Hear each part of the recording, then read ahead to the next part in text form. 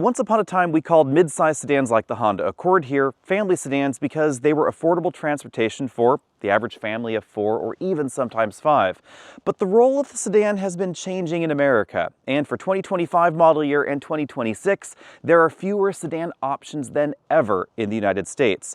The second bestseller, the Honda Accord here, has actually seen a dramatic sales decrease lately because Honda themselves have decided to prioritize production in their factory for other models instead of the family sedan.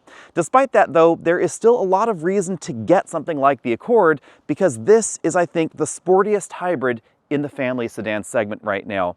And today we're taking a look not at the top end trim, but at a relatively affordable model. $36,925 is where this Hybrid Sport L comes in, including destination.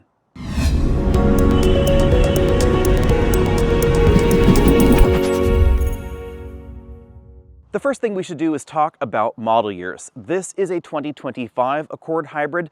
Details are not out on the 2026. Some people have said it may get a styling refresh, but it's probably going to be pretty slight because in Canada, the specs are already out for 2026 and they're exactly the same as the 2025 Accord.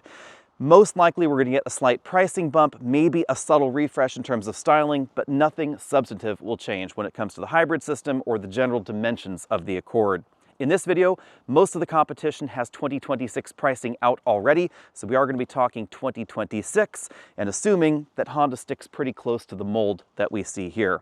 Now, in terms of styling, I think the Accord is the most attractive entry to my eye in this segment. The Sonata is definitely polarizing in its style, as is the K5, and the Camry, it's a little bit more exciting in this generation, but I like the cleaner looks that we find in the Accord.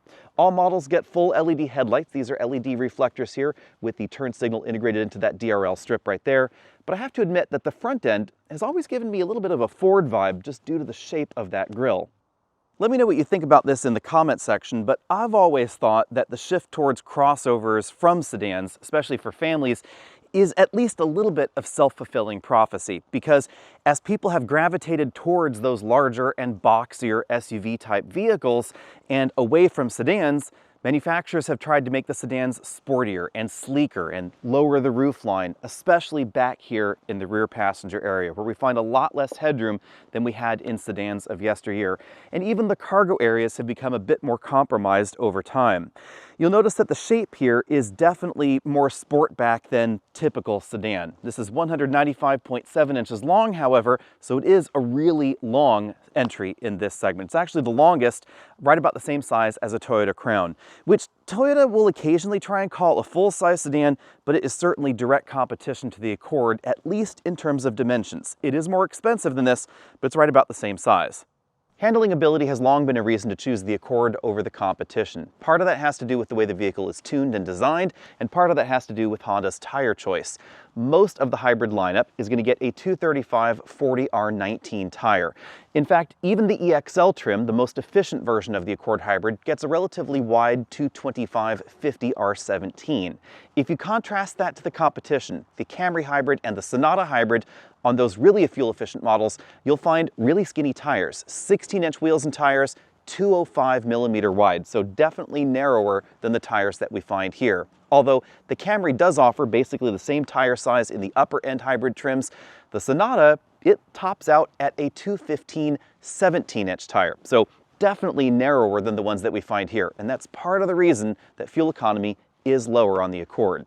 But before we get to that, let's talk about the rear end, where we find sleek full LED taillights, amber turn signals, and a surprisingly small Honda logo. In a world of supersized logos, that's about the same size logo we used to find on a 1980s Honda.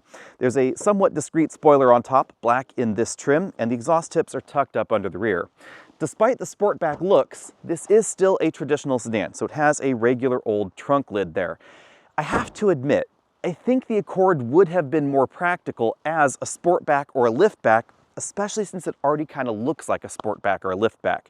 Perhaps one reason that they didn't do that is structural rigidity. It's a little bit more difficult with a hatchback design. Also might be more prone to squeaking over time. Who knows what the next full generation of the Accord gets, but I wouldn't mind seeing something like a hatchback in this segment.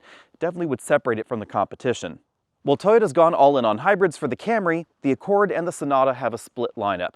About half the Accords are going to have the base engine on dealer lots, 1.5-liter turbo, 192 horsepower, 32 miles per gallon, and a traditional CVT. The other half is going to have this hybrid system, which in some markets is advertised as a 204 horsepower hybrid, and in some markets is advertised as a 181 horsepower hybrid. That's because of the unique way this hybrid system works. And here's the nutshell. This is the only electric car in this segment. And I know that sounds confusing because there's a gasoline engine over there, but it is an electric car with a different kind of battery, a gasoline battery for lack of a better term. Here's how it works. We have a 2-liter 4-cylinder engine over there. It makes 146 horsepower. It's mated to a generator. That generator generates power, shuttles it over here to the 181 horsepower electric motor that's directly connected to the wheels. That's why this feels like an electric car, because it is an electric car. Now, at speeds over 42 miles an hour approximately, it can close a clutch and operate as a parallel hybrid where the engine can directly power the wheels through a fixed gear, sort of like having fifth gear only in a manual transmission. But anytime it requires more power, anytime you press on that accelerator pedal harder, etc., it's going to decouple that and revert back to its electric car operation. That is one of the reasons that fuel economy is lower than the competition. The design of the Accord, the Camry, and the Sonata's hybrid systems are fundamentally very different. So let's talk about how that affects fuel economy. This Accord is rated for 44 miles per gallon combined, 46 city, 41 highway, 44 combined. The most efficient version of the Accord hybrid is 48 miles per gallon combined because we get a bigger bump in city driving, 51 miles per gallon. On highway driving, it's a 3 mile per gallon bump up to 44. That mainly has to do with the weight of the vehicle, and then of course on the highway portion, the tire size of the vehicle. The Sonata and the Camry both offer 51 miles per gallon combined, so definitely above what we find even in the most efficient Accord. Keep in mind those tire sizes though. The way they get to those 51 miles per gallon though, that's quite different. The Sonata is hands down the most efficient out on the highway at 56 miles per gallon, whereas the Camry gets 49 on the open highway, 52 in the city. So if you want the most efficient city driving, you actually should look at either this or the Camry because they're both going to be quite efficient. Due to the serial nature of this system, city driving is pretty good, but higher speed highway driving especially is affected by having that one fixed ratio for parallel operation. The clutch pack can close again over 42 miles an hour, but by the time you're going 75 or 80 miles an hour, even though that clutch might still be closed, the fuel economy really starts to drop off because the engine is spinning so fast. And at higher speeds, it actually may be more efficient to decouple that and return to serial hybrid operation. Now, I know there's a lot of argument about this, and here's the bottom line. If serial hybrid operation was the most efficient way to do things, it wouldn't have a parallel hybrid mode, now would it? That's the reason we have parallel hybrid mode in this and parallel hybrid operation in the competition as well. And truly, if you want the best highway fuel economy in that steady state driving, look at the Sonata, 56 miles per gallon combined. Now remember, the EPA fuel economy test averages 48 miles an hour. Yes, there is a high-speed section, but the test wide is 48 mile an hour average. And that's part of why they put the clutch at the speed zone they did in this car. On the other hand, if we talk about the most popular versions of this versus the competition, you'll notice that things get an awful lot closer. This is rated for 46 city, so think stop and go traffic. The Sonata's average version rated for 44 miles per gallon city, Camry 47 miles per gallon city. The highway, again, that's where you're going to notice a bigger difference. In the most popular versions of the Sonata Hybrid, 51 miles per gallon is what they're rated for. Remember those really skinny 215 with tires though, 47 combined. Camry, 45 on the highway, so actually only about 4 mpg different than this. In real world driving though, especially in Texas, where you're going to be going 80, 85 miles an hour, you will notice a bigger variation in real-world economy on the highway between these various options. Sonata's going to be the most efficient, Camry's going to be really efficient, but just a little bit below, and this is going to be a little bit below the 41 number. For my body shape and size, 6 feet tall, 180 pounds, I'm going to give the front seats 7 out of 10 points. There are two big reasons for that. The first one is we don't have 4-way adjustable lumbar support, and the lumbar support that we do have is kind of low on the seat. and it's hitting me actually a little bit more in the pelvis than it is really in the lumbar. So I didn't find these seats quite as comfortable as the Camry or the Sonata, especially on a longer journey when you're going to be spending hours in the seat. But depending on your body shape and size, it may not be a problem at all. Also, the seat bottom cushion I find just a little on the short side. We have a 2-position memory over there on the driver's door, tilt telescopic steering column with a pretty decent range of motion, and headroom is definitely generous even though we have the moonroof in this model. If I put the seat all the way down there on its tracks, I have about 3 inches of headroom clearance left. Jumping into the back seat, we find a ton of legroom. Just check out where this front seat is positioned versus my daughter's rear-facing child seat here. As you can see, there is a lot of clearance going on now. She's obviously not in the seat, so I can move this out of the way and show you what else is going on back here. The latch anchors, they're pretty easy to deal with. With the base station out of the way, I should mention one more thing when it comes to child seats. At least putting that Kleck seat in here with the base station was tricky because of the low door opening height there. Now, ceiling is actually not that low in here. If I put my head back there to the head restraint, yeah, I am hitting the ceiling, but sitting in a more natural position where I would be most of the time, I have about 3/4 of an inch of clearance, but the door opening is quite low, especially in that area, and that makes getting those child seats in and out kind of tricky. Also, if you're an older person or have mobility issues, maybe trickier to get in the back seat. But just check out the amount of room we have back here. Tons of legroom, can really stretch out back here nicely, and the seat bottom cushion is not slammed all the way to the ground. We also have a reasonable amount of room right here in the center. Here, my hair and head, well, they're really just touching the seat all the time there, so that is definitely more constricted. But you can see that passenger seat's all the way back in its tracks. I still have just a little bit of knee room left. The latch anchors are positioned behind this flap in the rear seats. We have anchors in the outboard positions only, nothing for the center right there. That is pretty clean, and you aren't going to lose that flap like you will some of those plastic doors in the competition, but it doesn't always go back in looking quite right. The center seat position, the shoulder belt should not interfere with the outboard belts, even if you're using some of those chunkier child seats, because this is a relatively wide dimension across that center seat. We have a fold down center armrest with 2 pretty big cup holders there, but no storage area there and no trunk pass-through. We do, however, have a 60/40 folding rear seat back. As we look around the interior, keep in mind we are in a hybrid Sport L trim. This is not the top-end trim, but the hybrid lineup is the upper end of the Accord lineup. Up here we have controls for the power moonroof, sunglass holder right there. We have sun visors with vanity mirrors for both the driver and the front passenger, and they do slide to the side. The sunroof, it's a pretty standard size sunroof, as you can see, just over the driver and front passengers' heads. We have height adjustable shoulder belts and height adjustable head restraints for both front people. Now personally, I don't find these front seats as comfortable as the ones in the Sonata or in the Camry, mainly because of the location of the lumbar support, but also because the seat itself just feels relatively flat and a little bit less supportive than I would like. But again, your mileage will vary. Moving over to the front door panels, we have a lot of soft touch materials going on the upper section of the door, but obviously hard plastics down there at the bottom of the door around that decently sized bottle holder and of course the speaker grille. We have a nice soft touch armrest right there, and the style of the front doors and the rear doors is very similar, but you'll notice that this midsection is squishy in the front doors, and if we go back there to the rear doors, that's a hard plastic insert. But I do appreciate the fact that the style is very similar. Now moving over to the dashboard, talking about similar styling, this looks really quite like a lot of the rest of the Honda lineup. The cheese grater in the dashboard, the high set screen, the climate controls there, the shifter exactly where you'd expect it to be. So if you love the family resemblance, you will definitely love it here. But if you were expecting the Accord to look a little bit different, well, that's just not what we find here.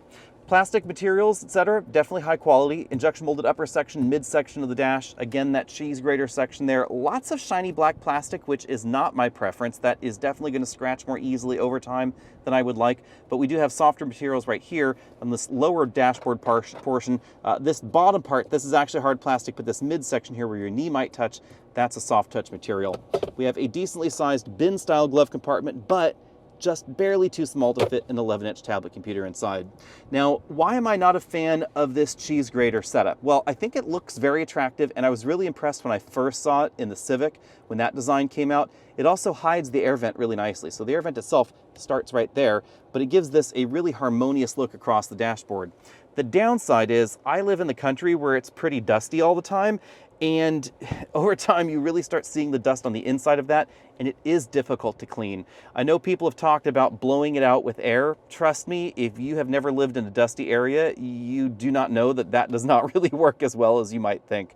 So it does require more dedication to cleaning and a lot of just painstaking detail on the detailing side in order to get that done. Now up here at the top, we find a big touchscreen infotainment system with, of course, almost full screen Apple CarPlay and Android Auto. I do appreciate the fact that you have the choice whether you want that to be small or large, and then have some portion of the car's interface over there on that side. We also have a physical power and volume button there. Really nice clicky air vents there, so those click and open and close really nicely. Also, the dual zone climate controls feel pretty decent. The knobs themselves wobble around a little bit, but I don't think that's too much of a problem. Heated seat buttons over there. 15-watt USB-C charge-only port, charge interface port for Apple CarPlay or Android Auto. It also supports wireless, of course, and you have a wireless charging mat down there. Two really big cup holders spaced nice and far apart are really a handy touch here. Also, we have a slot there where you could put things like a tablet computer or just, stick your smartphone, something like that. We have a pretty traditional shifter here, so no joystick or push button setup. Drive mode selector, EV mode button there, electric parking brake, auto brake hold, and a decently sized storage area where I currently have some cameras in there and a squishy armrest over the top of that. On the driver's side, we have one of the smaller LCD clusters in this segment.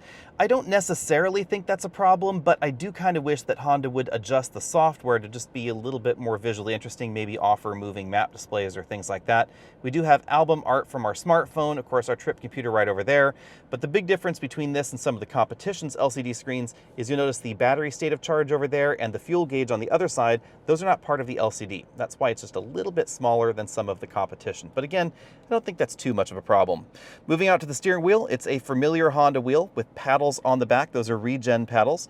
We have our track forward, backward buttons over there, volume, voice command, things like that. And then on this side, we have our adaptive cruise control controls. We then have controls for each side of that adaptive instrument cluster, or sorry, multifunction instrument cluster, I should say. So this one goes through those options. This little wheel scrolls through those options. In our usual game of roller bag Tetris, we were able to squeeze 4 of these 24-inch roller bags back here, but try as hard as we might, we were not able to close the lid with 5 bags. However, it was really close because if we turned this blue bag on its side, I could put the silver bag on top of it. We then, however, could not put another bag where that silver bag is. With all the bags removed, you'll find that the cargo area is definitely square and very deep. If I lift up the load floor, we have a big foam divider instead of a spare tire. Inflator kit right there, but if I remove this from the vehicle, you'll notice that we still have the place to mount a spare tire, so you could obviously do that yourself aftermarket, or if you simply wanted more cargo space, you could just leave this huge foam divider somewhere and definitely stick a lot more cargo down there in that well. It's time to get the Accord Hybrid out on the road, and I have definitely chosen a fun road for this because this is simply the most fun version of the Accord, and this is one of the most fun vehicles, period, in this segment, unless we're talking about something like a Sonata N-Line, which is in a slightly different category, to be honest, from anything in the Accord lineup. But we should talk about the hybrid system first. If I come to a stop and floor it, we get imitation shifts, something that we've seen in other Honda hybrids recently. I am actually a little sad that there's no driver preference to turn off the imitation shifts, and I'll let you hear them again in this straightaway.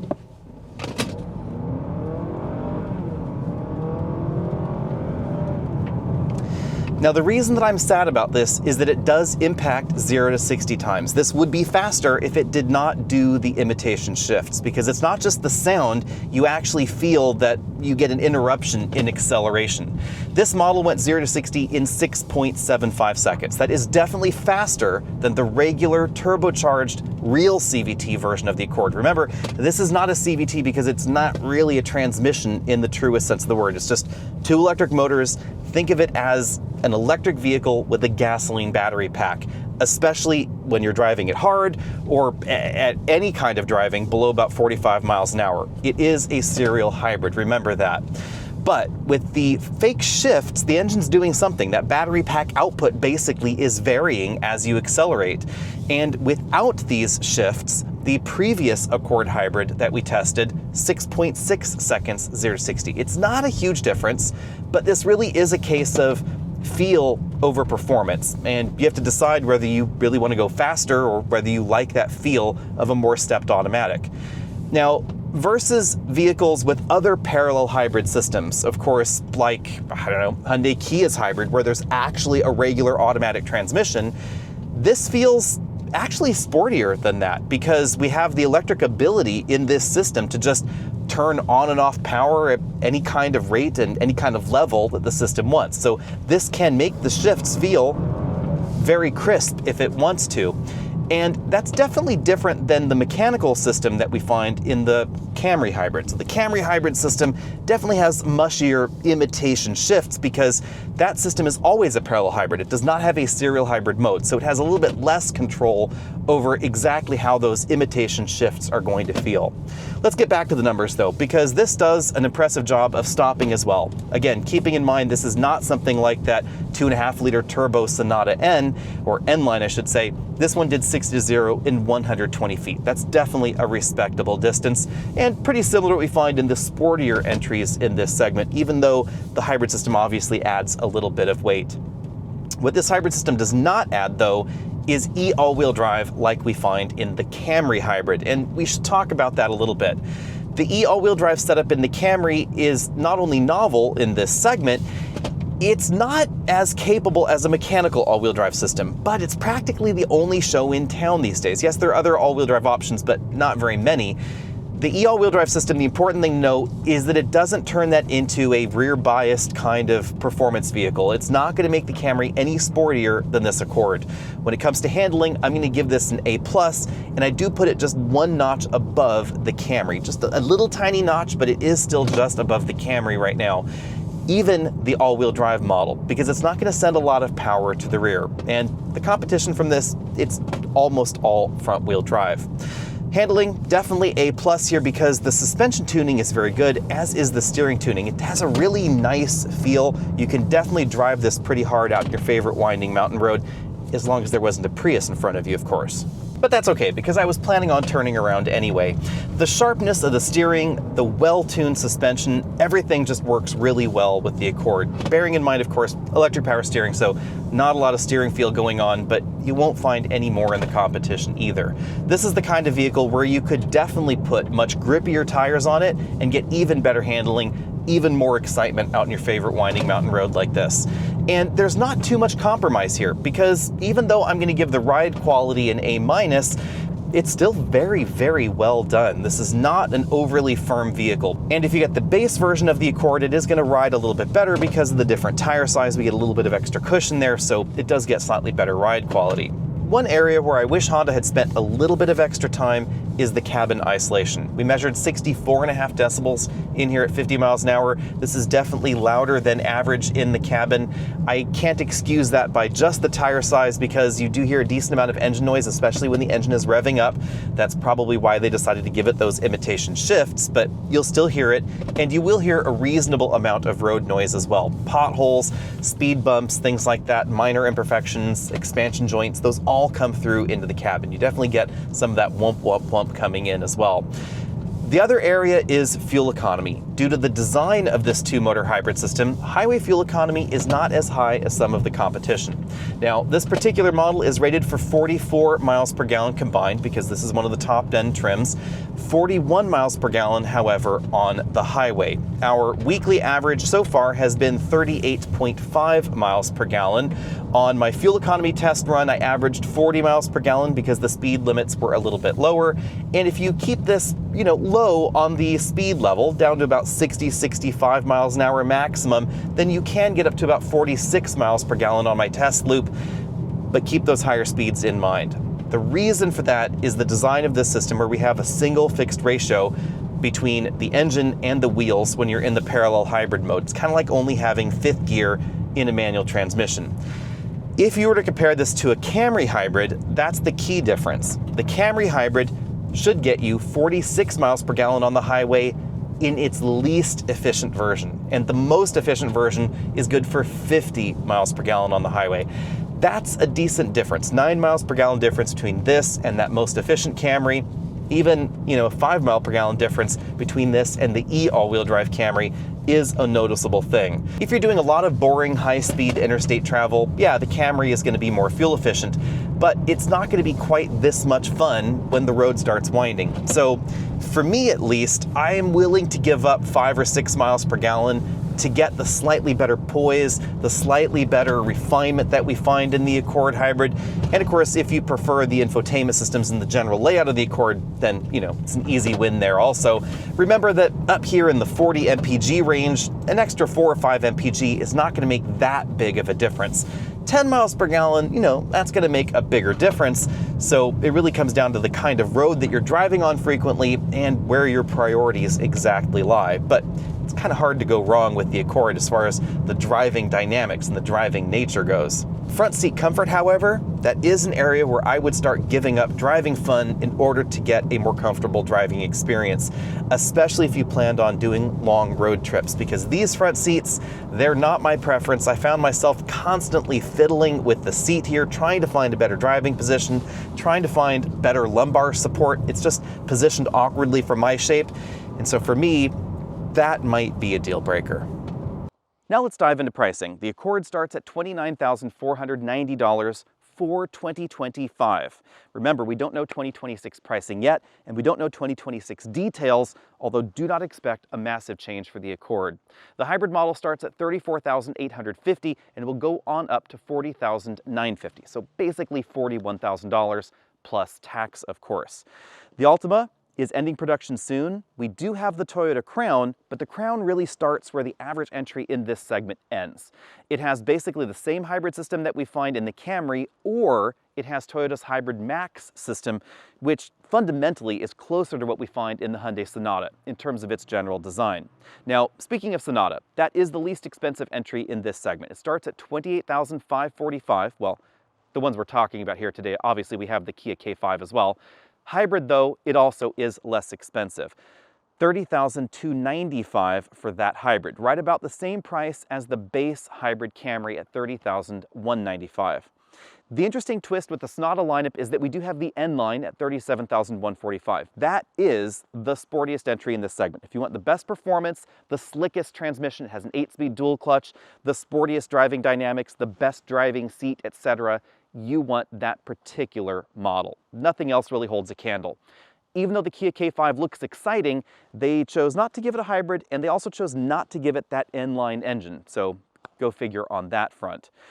If you want the most fuel-efficient entry in this segment on the highway, that is going to be that base Sonata hybrid at $30,295. The Camry, it's going to be the more expensive option in this segment if you choose all the option boxes. It will go up to $43,655 for 2026, and these are 2026 prices for Sonata and Camry. Remember though, the Camry can have all-wheel drive, something that we don't find in any of the other hybrid options in this segment. It is an E all-wheel drive system, as I said before, so there's an electric motor on the rear axle. It's not going to be as mechanically capable as the average all-wheel drive system, but it's the only one available really in the hybrid segment. Considering the Sonata and the Kia K5 as one vehicle, because they're very closely related and they're made by the same company, there are really only two competitors to this Accord in my mind, at least going forward in 2026. Again, Altima is sailing off into the sunset, and the Crown is definitely more expensive, but we'll get there in a second.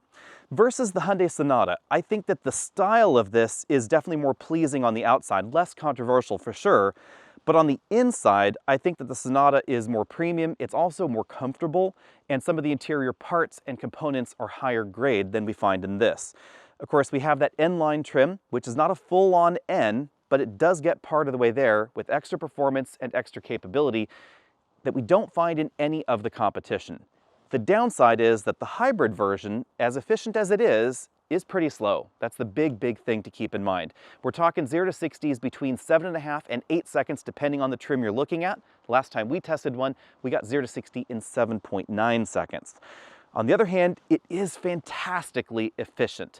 And that really surprised me. It actually blew the efficiency numbers for the model we tested out of the water last time we had our hands on one. Hopefully we're going to have one here soon. But if you want the best fuel economy, especially for highway driving, I drove one from Los Angeles up to the Bay Area last time, and we averaged well over 50 miles per gallon for that entire trip. Fantastic on the fuel economy. it's just slow.